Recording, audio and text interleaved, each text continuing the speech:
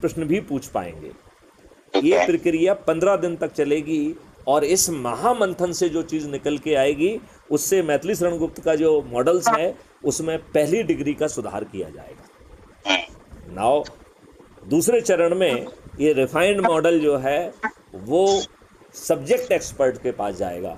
तो subject expert का भी पारदर्शी तरीके से इम्पेलमेंट होगा और ये मॉडल रिफाइंड मॉडल जिसका एक रिफाइनमेंट हो चुका है, ये रिफाइंड मॉडल उसके पास पहुंचेगा और वो भी जो है खुले मंच पर लाइव ब्रॉडकास्ट के जरिए जहां लोगों के विचार भी आएंगे, लोग प्रश्न भी पूछ पाएंगे।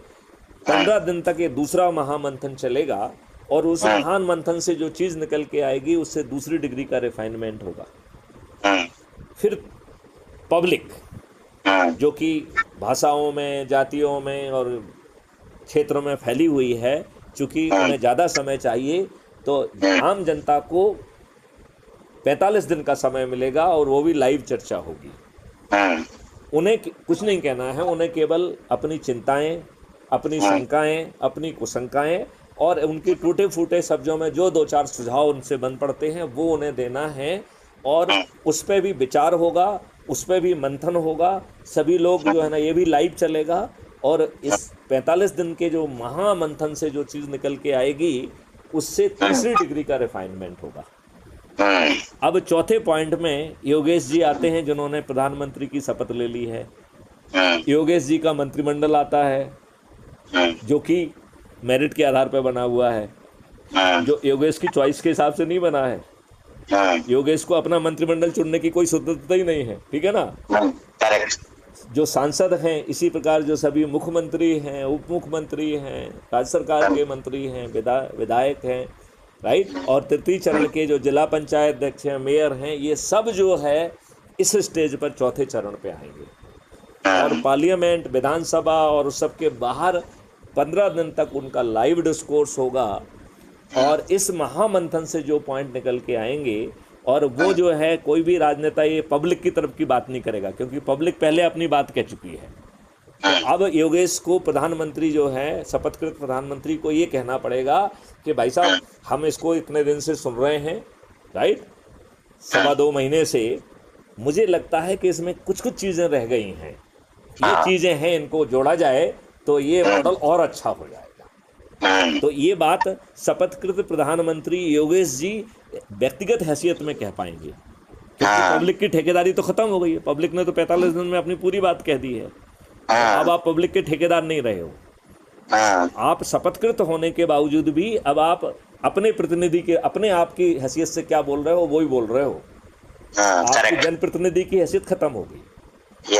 अब इस चौथा महामंथन में जो चीज़ निकल के आएगी उससे चौथी डिग्री के रिफाइन के साथ और ये चारों जगह पे जितनी भी चर्चा हुई है इसका कंपेंडियम फिर जो है पार्लियामेंट में या विधानसभा में पहुंचेगा और फिर नए सिरे से चर्चा होगी और फिर जो चीज़ निकल के आएगी वो जो है ना इस देश का नियम, कानून, मॉडल और व्यवस्था बनेगी। अब मैं योगेश जी आपसे पूछता हूँ कि आप एक अंदर से धूर्त व्यक्ति हैं, एक कल्पना कर रहे हैं हम, ठीक है ना, कि आप धूर्त हैं, आप अच्छे नहीं हैं, आपने अच्छाई का लवादा ओढ़ के रखा हुआ है, आपने अच्छे भारत का संकल्प जो है ना भी लवादा है। ऐसे शपथकृत योगेश जी, क्या आप 5 लक्ष्यों और 21 महालक्ष्यों के सामने बौने होंगे कि नहीं होंगे? नहीं, आप बच्चों बताइए। होगा ना। मैं तो मेरी जो आप बोल रहे हैं ना, ये भावना मेरी है कि आई एम नथिंग डेमोक्रेसी में। नहीं, देखो इसमें व्यक्ति, देखिए हमने तो ये सिर्फ एक हाइपोथेसिस बताई थी, उसमें नाम जो मैंने सिर्फ इसलिए लिया जिससे यू कैन रिएक्ट कि आप प्रधानमंत्री हैं। मेरा भी यही भाव आ रहा है। मतलब कोई भी मेरी जगह कोई भी वो भी कुछ नहीं होता डेमोक्रेसी में। अभी जब तक हम सत्ता में नहीं आते तब तक हम समझाएंगे लोगों को, लेकिन सत्ता में आने में हम कुछ नहीं होते। अभी तो जो है ना ढकोसला है, अभी तो मूर्खता है, अभी तो गुलामों का नियम है, अभी तो। अच्छा ये बताओ मुझे, मैं अब आपसे एक और चीजें पूछता हूँ। मैं आपसे ये पूछना चाहता हूँ कि इन राजनेताओं ने, अच्छा प्रधानमंत्री को क्या पावर है, संविधान ने क्या पावर दी है? यदि मैं सोचता हूँ अपने तरीके से तो मुझे प्रधानमंत्री का केवल एक ही पावर दिखता है, he can recommend the name of the council of minister. एक ही पावर है प्रधानमंत्री का। यस। बाकी सब पावर जो है काउंसिल ऑफ मिनिस्टर के कलेक्टिव पावर है।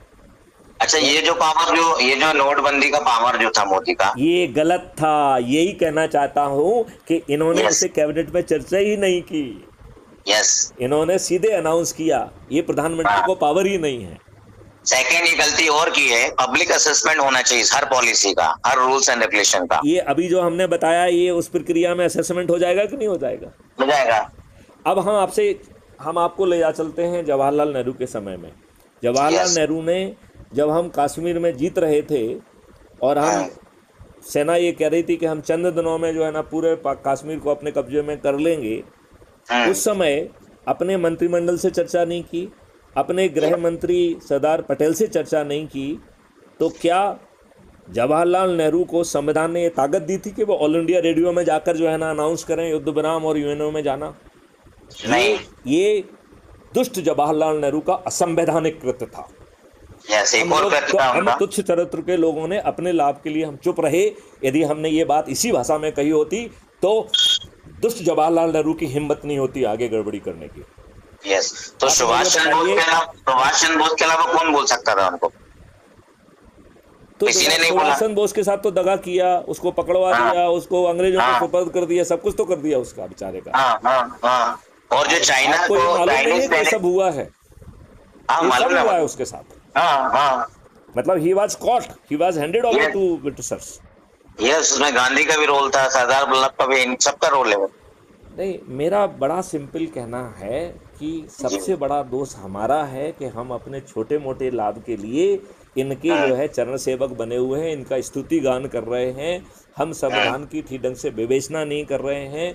हमें मोदी है तो मुमकिन है कहने में लज्जा नहीं आ रही है। इस देश का संविधान आपको अनुमति ही नहीं देता है कि मोदी है तो मुमकिन है, काउंसिल ऑफ मिनिस्टर है तो मुमकिन है। बात समझ रहे हैं कि नहीं समझ रहे? यस, बिल्कुल। और हम तो कह रहे हैं ये पावर आपके अंदर होना ही नहीं चाहिए कि आप काउंसिल ऑफ मिनिस्टर, तभी तो चर्चा होगी। यदि आप अपने प्यादों को इकट्ठा कर देंगे तो क्या चर्चा होगी? जो प्यादा जो है ना, जो प्यादा गलत बोलेगा उसको आप बाहर कर दोगे उठा के। हाँ सर, एक पॉइंट और है जी कि जब चाइनीज अटैक कर रहे थे तिब्बत पे, जी। तो उस समय तिब्बत की सेना जीत रही थी उनसे, लेकिन एक रसद की जरूरत पड़ी, तो नेहरू जी ने बिना काउंसिल ऑफ मिनिस्टर से पूछा, वो रसद बारला होता है, बारला एक भोजन होता है, तो बारला चाइनीज नहीं खाते हैं, तो चाइनीज को रसद पहुंचाएगी नेहरू जी ने। ये भी एक गलत काम किया था। मेरी जानकारी में नहीं है, लेकिन यदि ऐसा किया है तो मैं इसकी भर्त्सना करता हूँ। यस। हालांकि मेरी जानकारी में नहीं है, मैं इस बात को कॉन्फेस करता हूँ। हाँ, तो तभी तो वो आगे बढ़े थे, नहीं तो वो बढ़ ही नहीं पाते, खा नहीं पाते थे। तो ये तो दुष्टता है ना। फिर आप जो है, आपको यूनाइटेड नेशन के सिक्योरिटी काउंसिल में जगह मिल रही है, आप जो है ना बिना मंत्रिमंडल में चर्चा किए आपने किस अथॉरिटी से मना किया कि हमें नहीं चाहिए, इससे चाइना नाराज हो जाएगा? वैसे सर मैं बताऊं, जो प्राइम मिनिस्टर होना चाहिए वो चाणक्य को ही होना चाहिए, चंद्रगुप्त को नहीं होना चाहिए। अरे यार, इस चक्कर में मत रहो। हमने तो आपको प्राइम मिनिस्टर बना के आप गड़बड़ी करने की स्थिति में नहीं हो तो आपको क्या प्रॉब्लम है? फिर हमें बात मेरी और आपकी नहीं है, जो कॉन्सेप्ट है ना, मैं हम ये कह रहे हैं कि ये नया कॉन्सेप्ट काम करेगा ना। हाँ हाँ। जहाँ पे ये आप कोई काम कर ही नहीं पाओगे बिना रिफाइनमेंट प्रक्रिया में। तो एक व्यक्ति ने मुझसे पूछा कि ये तो आपकी बड़ी लंबी रिफाइनमेंट प्रक्रिया है, 2-2.5 महीने लगेगा, हाँ तो इमरजेंसी सिचुएशन में कैसे डील करेंगे? हाँ का बड़ा आसान है, इमरजेंसी घोषित करना होगी और इमरजेंसी के नियम होगा कि जो भी आप निर्णय होगे उसके लिए अकाउंटेबल होगे, नहीं तो जेल जाओगे, आपको जो है ना जेल में भेज दिया जाएगा। हाँ। तो आप इमरजेंसी में ठीक निर्णय लेंगे, नहीं तो जेल जाने के लिए तैयार रहिए। यस। तो बताइए, आपका इमरजेंसी में जो है ना सब लोग अकाउंटेबल होकर काम करेंगे। अभी तो बताओ कितनी दुष्टता है। देखिए, इमरजेंसी के दौरान जो कुछ भी गड़बड़ी हुई वो श्रीमती गांधी ने तो नहीं की है, हाँ। वो तो हम जैसे प्यादों ने की है। तो हम जैसे प्यादों ने अपने लाभ के लिए की है। हमने यदि इन प्यादों को प्रोसिक्यूट करने का नियम बनाया होता तो दोबारा जो है ना कोई भी शासन में बैठा व्यक्ति अपने जो है ना प्रशासनिक तंत्र का दुरुपयोग नहीं कर पाता। आज तो आरोप ही यही है कि प्रधानमंत्री जो है ना खुलकर जो है ना प्रशासनिक तंत्र का, चुनाव आयोग का, ईडी का, सीबीआई के, सबका जो है ना दुरुपयोग कर रहे हैं। यही है ना कि नहीं है? यदि आपने अकाउंटेबिलिटी का कोई नियम बना दिया होता और जैसा मैं कह रहा हूँ ऐसी एसीआर का सिस्टम होता जहाँ एसीआर कोई लिख नहीं पाता और कंडक्ट रूल में लिखा होता कि यदि कोई ऊपर वाला गलत निर्णय लेता है तो कंडक्ट रूल के तहत आपकी जिम्मेवारी है कि आप उसे रिप्रेजेंट करेंगे, नहीं तो गलत निर्णय के लिए आप भागीदार होंगे, आप जेल जाएंगे। यस, आप बताइए, पूरी डायनामिक्स बदल जाएगी। Yes, correct. तो ये तो ये करेंगे नहीं ना, नहीं करेंगे। तो फिर इसके लिए अच्छे भारत का संकल्प ले लो।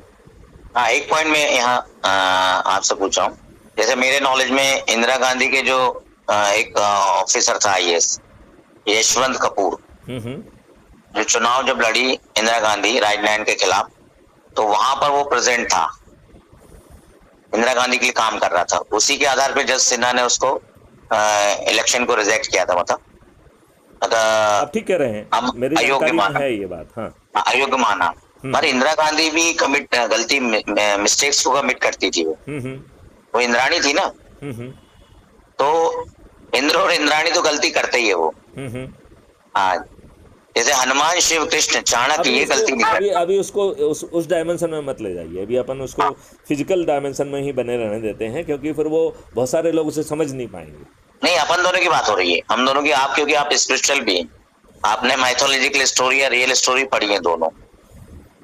तो जैसे आपने कहा इंदिरा गांधी गलती नहीं थी, इंदिरा गांधी तो गलती है। हम जैसे लोग गलती नहीं करेंगे, आप और हम, लेकिन हमने लोग गलती करेंगे। हमने जो संविधान में गलत संशोधन हुए उनको ठीक नहीं किया, नंबर 1। नंबर 2 जो है, हमने अकाउंटेबिलिटी का एक सिस्टम नहीं लाया कि हर कोई अकाउंटेबल होगा, चाहे वो अधिकारी हो, चाहे वो जज हो, चाहे वो कोई भी हो। अकाउंटेबिलिटी का एक सिस्टम हम ले आते, एक्ट ऑफ अकाउंटेबिलिटी ले आते, फिर किसी की औकात नहीं होती कि आपको गलत निर्णय देता, किसी की औकात नहीं होती कि गलत एफआईआर लिख लेता, किसी की औकात नहीं होती कि गलत विवेचना कर लेता, किसी की औकात नहीं होती कि गलत बहस करता। तो वो औकात तो हम ही ने पैदा की है। क्यों? क्योंकि हमें गुलामों वाला शासन चाहिए, क्योंकि तभी हम लाट साहब कहलाएंगे। आपने सब्स्टिट्यूट ऑर्गेनाइजेशन नहीं पैदा किया उनके खिलाफ, जैसे आप जो कर रहे हैं ना। हाँ, किसी के खिलाफ कुछ नहीं करना है, अपने कंडक्ट की अकाउंटेबिलिटी लाना ही हमारे लिए पर्याप्त है। यस, वो इनडायरेक्टली मतलब अगेंस्ट ही होता ना।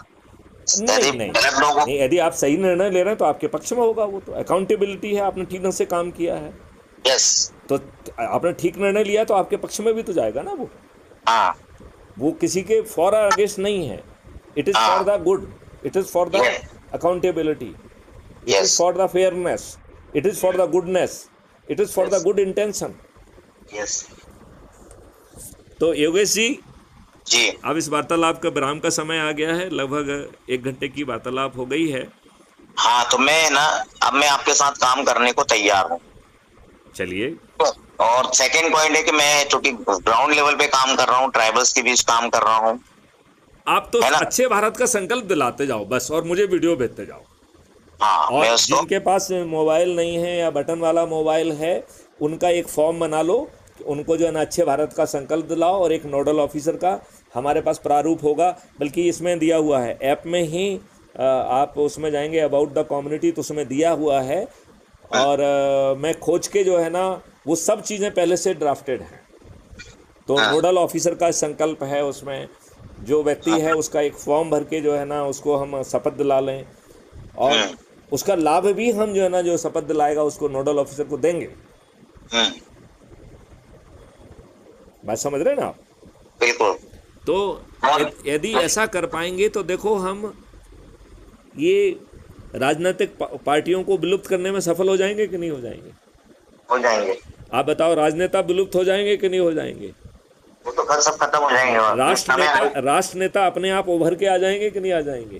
वो तो समय आ गया ना। तो ये जो समय चल रहा है ना 1917 वाला चल रहा है। हाँ, ये सब जितने नेता हैं ये सब एजेंट हैं अंग्रेजों के आज भी। देखो, मैं इस बात को अलग ढंग से कहना चाहूँगा जी। मैं उसको कहना चाहूँगा कि आज की जो भयावह व्यवस्था है, ये धुत भयावह अंधकार को प्रदर्शित करती है। जो लोग भी इससे लड़ रहे हैं वो मूर्ख हैं। अंधकार से लड़ा नहीं जाता है, अंधकार से जो है एक दीपक जलाया जाता है। अच्छे भारत का संकल्प ये वही दीपक है, नंबर 1। दूसरी बात है, हमें किसी की भर्त्सना नहीं करना है। हमें तथ्यों को उजागर करने के लिए मैथिली शरण गुप्त पर्याप्त हैं, और वो तथ्यात्मक बात करें। बाकी हमें किसी की लाइन को छोटी नहीं करना है। किसी की लाइन को छोटी करना बिना टच किए संभव है। यदि उसके बगल में हम बहुत बड़ी लाइन खींच देंगे तो वो अपने आप बिना टच किए छोटी हो जाएगी। इन दो सिद्धांतों पर यदि हम काम करेंगे तो ये आपको टच भी नहीं कर पाएंगे। और देखिए, ना तो हम कोई प्रदर्शन कर रहे हैं, ना धरना कर रहे हैं, ना कुछ कर रहे हैं, अच्छे भारत का संकल्प ले रहे हैं। जैसे ग्राउंड पे सर मैं यही काम करता हूँ, ग्राउंड पे किसी की आलोचना नहीं करते हम, वो तो हम दोनों डिस्कस कर रहे हैं, इसलिए आपने भी कहा मैंने भी कहा, लेकिन ग्राउंड पे तो हम सबके लिए, जैसे मैं सभी को वोट जब होती है ना उसके बाद मैं सबको धन्यवाद देने जाता हूँ। आप तो जो है ना हर रविवार को या जहाँ कहीं भी लोग इकट्ठे हों उस समय उनको अच्छे भारत का संकल्प दिलाओ। और अच्छे भारत क्या है वो डॉक्यूमेंट अभी हम आपको भेज देते हैं, तो उसे पढ़ के सुनाओ और उनसे पूछो कि भैया ऐसा ही भारत चाहिए क्या, और यदि इसमें कुछ कमी हो तो बता दो। तो वो कमी है यदि कुछ समझ में आती है तो वो मेरे पास भेजो, मैं उसे इसमें जोड़ लूँगा। ठीक है ना। नंबर 2 जो है उसका वीडियो बना के आपको हमारे पास भेजना है, तो हम उसे यूट्यूब चैनल पर पब्लिश करेंगे और ये टेलीग्राम ऐप के माध्यम से भेजना है। अच्छा, वीडियो में क्या पूछना आपने, कौन से? कुछ नहीं, मैं अच्छे भारत का संकल्प लेता हूँ मुँह से। यदि 5 मौलिक अधिकार 21 महालक्ष्य निकल जाता, क्योंकि उसको प्रक्रिया में नहीं बांधना है। ठीक है, हमें अच्छा भारत चाहिए, मैं अच्छा भारत का संकल्प लेता हूँ, कुछ नहीं। सरल भाषा रहेगी तो बस उसमें अंदर से जज्बा होना चाहिए। हम जानते हैं कि अच्छा भारत क्या है। ठीक है। अच्छा भारत का मतलब है जो 5 मौलिक अधिकार, जो 21 महालक्ष्य, जिसकी प्रशासनिक व्यवस्था, न्यायिक व्यवस्था, पुलिस व्यवस्था बदल जाएगी, आपकी जलवायु बदल जाएगी, गौशालाएं बदल जाएंगी, आपके पेड़ों की संख्या 3 गुना हो जाएगी, गायों की संख्या 10 गुना हो जाएगी, हमारा जो है डेली मिल्क का प्रोडक्शन 16 करोड़ लीटर से बढ़ के 160 करोड़ लीटर हो जाएगा, जहाँ पर गायों की जो है ना पूजा की जाएगी, जहाँ पर जो है पानी जो है फिर से 9 फीट पर आ जाएगा। इसकी बृहद व्यवस्था और कार्यशाला है। मैं वो सब डॉक्यूमेंट आपसे शेयर करूँगा और एक बार आपसे कहूँगा जोर से, अच्छे भारत का संकल्प लेता हूँ। मैं योगेश अच्छे भारत का संकल्प लेता हूँ, अच्छे श्रेष्ठ भारत का संकल्प लेता हूँ। और जहाँ कहीं भी जाऊँगा, जिस किसी के सामने पहुँचूँगा, अच्छे भारत का संकल्प दिलाऊंगा और उसका वीडियो बनाकर मैथिली शरण गुप्त को टेलीग्राम ऐप पर भेजूंगा। बस इतने में ही कल्याण हो जाएगा। ठीक है, बहुत बढ़िया। चलिए, जय हिंद, जय भारत, वंदे मातरम, जय गुरुदेव। जय भारत, वंदे मातरम, जय गुरुदेव।